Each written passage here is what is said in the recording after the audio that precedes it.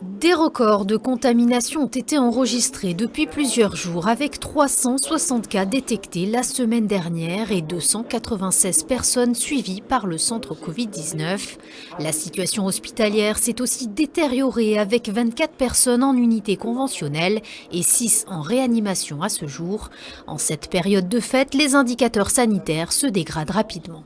Le taux d'incidence a augmenté considérablement au cours des 3-4 dernières semaines.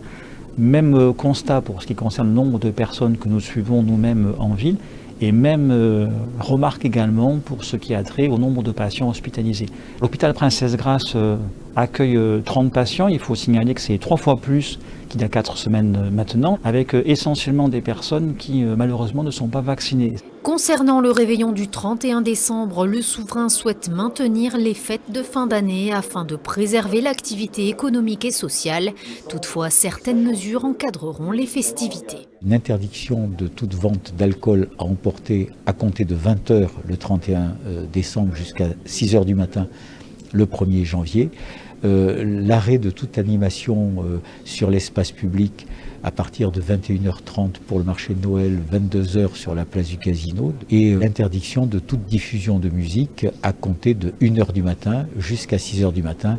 À compter du lundi 3 janvier, 2 grands dispositifs seront mis en place grâce notamment à la distribution gratuite d'autotests pour les différents employeurs de la principauté. Les autotests adultes, donc destinés aux salariés et aux administrations également, sont commandés par le département de la santé. Nous en avons commandé 50 000.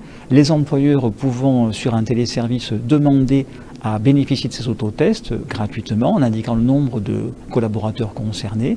Et les employeurs pourront venir retirer les autotests en un lieu déterminé, sans doute au stade Louis II. Le jour de la rentrée des classes, chaque élève trouvera également un autotest sur son bureau. Le gouvernement Princier a décidé d'inviter toute la population scolaire, que ce soit les professeurs, les enseignants, les personnels non enseignants, mais aussi bien évidemment la totalité des élèves de la Principauté, de la maternelle à l'enseignement supérieur, dans les établissements publics ou privés sous contrat, à une campagne de dépistage du virus en proposant des autotests spécialement adaptés aux enfants, de manière à ce que ce soit un protocole le plus simple possible, le moins intrusif possible, le plus facile d'utilisation, le plus fiable qui soit. Enfin, dès le 10 janvier prochain, le pass sanitaire sera étendu à un certain nombre de secteurs d'activité qui sont en contact rapproché et prolongé avec la clientèle.